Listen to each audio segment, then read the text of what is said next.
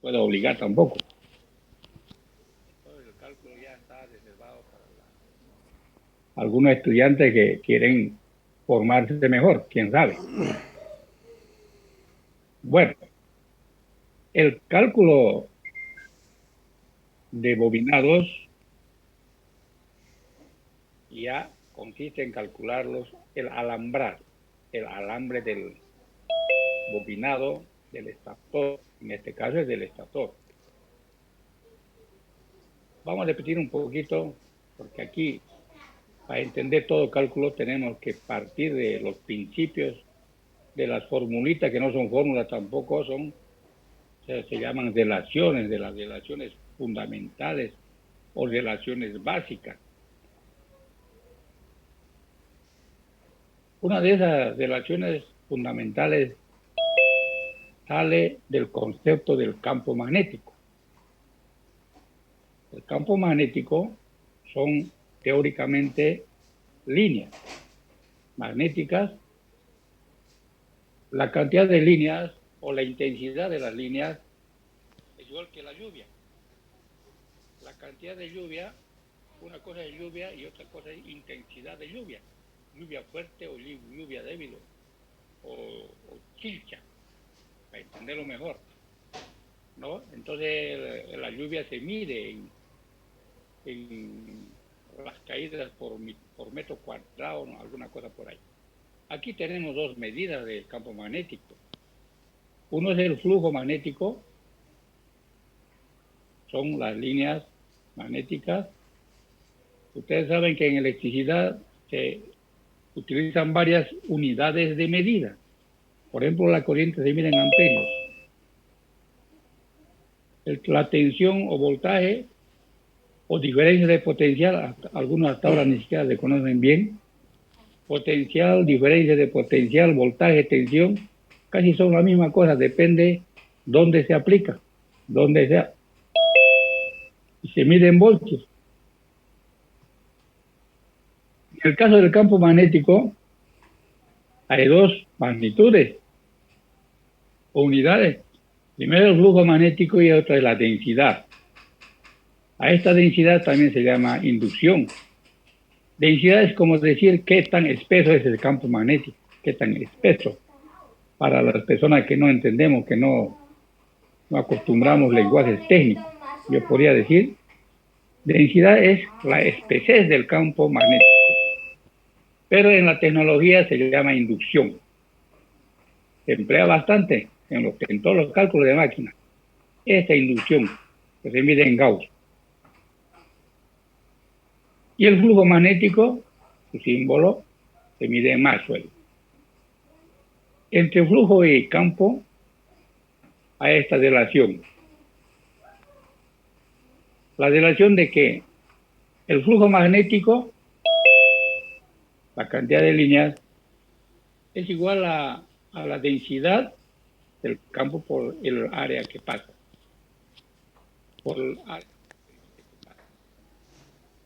Esta relacioncita se puede escribir también diciendo B igual S sobre flujo o flujo sobre S.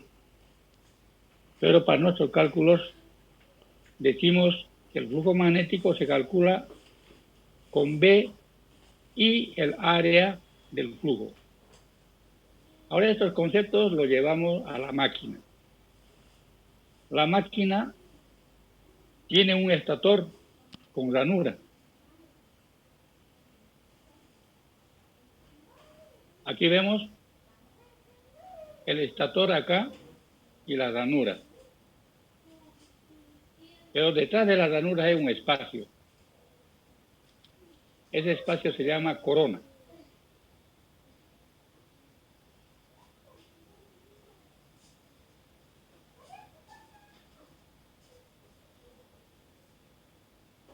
Ya. Hay gente que están distrayendo, llegan a la hora que les dé la gana, quieren que hay de todo clase de pretexto. Ya esto virtual ya es una vaina de alguien. Ya vamos a entrar en presencial, pero detrás de las ranuras está este espacio que se llama corona. Cuando están las bobinas, el campo magnético, como este, circula por la corona. y pasa al núcleo, al inducido. Circula entre la corona y el inducido. ¿Ya? Entonces a esta corona se le llama el núcleo, estator, o núcleo estatórico, cualquiera. Pero esta parte del núcleo se llama corona. Y la corona tiene una profundidad. Otra vez hay que memorizar un poquito estos símbolos.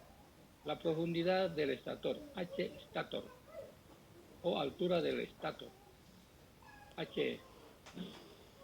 La otra dimensión es el largo del inducido. El largo del inducido es lo mismo que el largo de las ranuras. O la profundidad del estator, es lo mismo.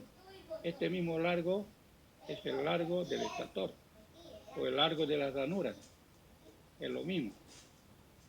En esta bobina, este largo de la ranura se llama lado activo, porque aquí es donde se induce, o aquí es donde choca el campo magnético. Y estos lados se llaman anterior y posterior, que solamente son la conexión. Aquí en esta zona de donde afecta el campo magnético, como en los bobinados que vimos hace rato. Este lado tiene que estar sobre un polo norte y este otro lado tiene que tocarle al polo sur. Esa es la manera de definir el ancho de la bobina. Pero la bobina va de un polo norte hasta un polo sur. Ese es su ancho natural. Bien, entonces este largo tiene un símbolo, es LS. Y este diámetro también tiene su símbolo, es DS. Bien, volvamos. Entonces, por aquí pasa el flujo magnético. Entonces hay que saber qué es esto, es el área. ¿Cuánta área? Porque aquí dice no área. ¿Cuánta área hay para el flujo magnético?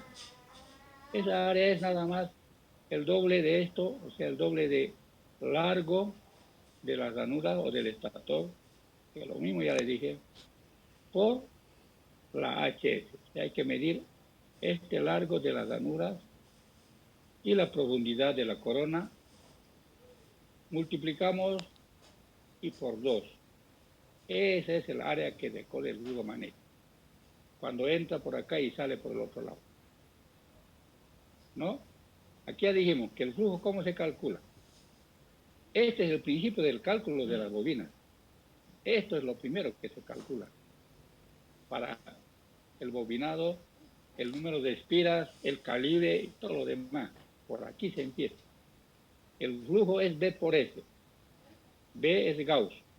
Y S, ya hemos visto ahora acá, ese es el área que atraviesa detrás de la corona. 2 por L por H. Esto. Así que el flujo polar es 2 por B por L por H. Listo. El doble de la inducción por la superficie. La superficie o la sección del núcleo. Propiamente esto se llama sección del núcleo. El núcleo cortado, seccionado, serruchado. 2 por B por LH. Ese es el flujo polar. Este flujo polar se va a utilizar en adelante. Entonces, el número de espiras depende de este flujo polar. Pero, ¿qué hay en el flujo polar? Hay B, o sea, depende de esto. Hay L, depende de esto. Hay H, depende de esto. De todo eso depende la cantidad de bobinado. Por eso, si esta área es más grande, más alambre. Significa que la máquina es más potente. Como dice acá, ¿no? Para calcular, entonces hay que medir las dimensiones LS, es el largo del estator o largo también de la ranura, es lo mismo. Y HS, que es la profundidad de la corona. Y el dato B no se calcula, se toma de unas tablas, según el tamaño de la máquina. Y el cálculo de espiras viene de una fórmula muy conocida, que se llama la inducción de las bobinas, de la PEM. De ahí sacamos la N. Y una vez que sacamos la n, aquí está despejado, nos da este número 22,5 por U. Esta U es el voltaje, que en nuestro caso es 220. ¿Qué más necesitamos para calcular el número de espiras? NF significa espiras por fase. Una fase. La máquina trifásica se calcula una fase y las otras dos son lo mismo. Igual que el bobinado, el de Banach. Esta NF es 22,5 por el voltaje. Este es el flujo que hace rato estamos hablando, está en rojito acá, pero aquí está medio cambiado, debe estar en rojo igual. Este es el flujo magnético que acabamos de explicar. Es la lámina anterior. Depende del núcleo. Y la F es la frecuencia. Ahora aquí hay un símbolo extraño. Este símbolo extraño se llama factor de bobinar. Y por 10 a la 6. Porque estos numeritos nos dan un número chiquitito, entonces por 10 a la 6 ya depende de las unidades. Como en este caso, este flujo está en Maxwell. Hay otras unidades también ahí, por los Weber, los Weber. Aparte del Gauss, hay también los Teslas. Pero eso es un sistema internacional. Lo más común es utilizar flujo en Maxwell y el B en Gauss. Bien. Este UF depende más bien de estos 20, no cambia nunca en Santa Cruz al menos, ¿no? Aquí es 220. Esta frecuencia es 50, tampoco cambia. O sea, todos estos números son fijos. Este factor de bobinado también es casi un número fijo, que en las tablas se encuentra. Toda fórmula hay que analizarla, para qué sirve o cómo cambia. Todo esto es fijo. Esto sí cambia, el flujo polar. Este flujo polar ya hemos dicho en la lámina anterior. Este flujo polar, está en su formulita, depende del núcleo. Dale con palo, Lilian. Y el núcleo es variable según los motores. No todos los motores son el mismo núcleo. Hay motores grandes, pequeños. Hay motores que tienen este LS largo, otros que tienen cortito, y esto es ancho, y otros que tienen más bien al revés. Esto pequeñito y esto largo. Generalmente esto es más ¿Ha largo vuelto a que... romper? Pero hay otros que son estos casi igualitos, pues. Hay de todo. Entonces, este número de espiras por fase prácticamente solo depende del flujo polar que atraviesa el núcleo. ¿Mm? Entonces, y este epsilon B se llama factor de bobinado. Este factor de bobinado es un numerito entre 0,8 y 0,9, que no hace cambiar mucho. Si pongo acá 0,8, esta NF va a ser un poquito más alto. Si pongo acá 0,9, va a ser un poquito menos. No hurgues, nada. No dale con ese cinturón. Bien, ya hemos visto cómo se calcula, pero no hemos entrado con números. Cómo se calcula el número de espira. Ahora, ¿cómo se calcula el calibre? El calibre del alambre o también la sección. La sección del alambre. La sección del alambre tiene que ver con la espesura de corriente. Para los que no entienden bien el lenguaje técnico. La espesura de corriente es la densidad de corriente, su símbolo de J. ¿Qué necesidad tienes La de clase entrar anterior les dije, esta J no se calcula, ahí está en las tablitas. Esa B de Gauss tampoco se calcula, está en unas tablas. La señorita, apúrese, señorita. Entonces estas tablas ya según las máquinas existen esos datos. Si yo conozco la J y conozco la corriente de la máquina, que está en la placa, o también se calcula con una fórmula. De ahí puedo sacar la sección del alambre. No hace así, enseña Pero en mi campo entra, sí, dile, puedo La grabar sección es la opción dividir la de corriente aquí. entre esa cosa. No sé. Sencillo. Aquí está. Para eso tengo que conocer la corriente. Y la J ya se en tabla. La corriente está en la placa o se calcular de alguna forma. Y también hay en tabla de los motores. Hay tablas de motores de todo tamaño, hay con sus datos, que les voy a mostrar más adelante. Y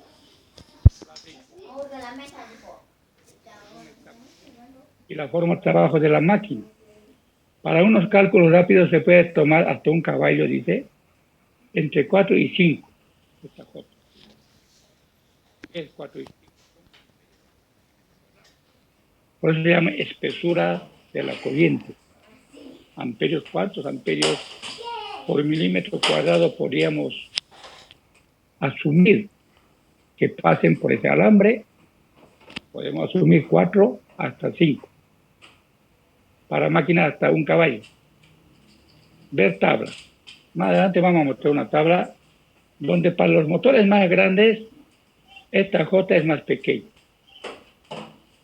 Y para los motores más pequeños más bien es J grande. Vamos a ver en las tablas más adelante.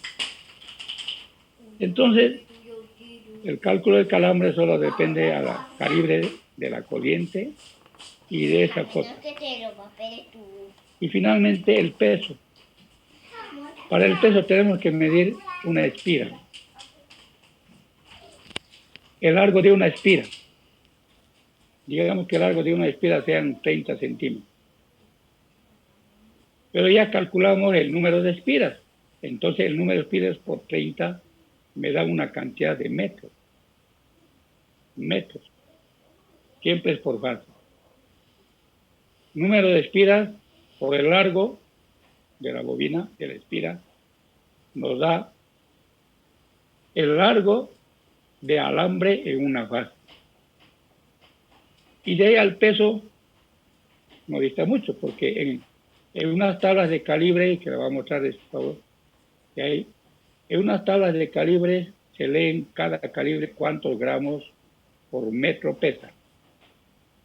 Se llama peso específico. Entonces el alambre, cada calibre de alambre tiene su propio específico por metro. ¿Ya? Entonces, como decir, tiene su precio como la tela por metro. Y si yo tengo la cantidad total de metros, entonces multiplico por ahí nada más, por el precio, por el metro. Listo, ya tengo el peso. El peso en gramos de las tres fases, y entonces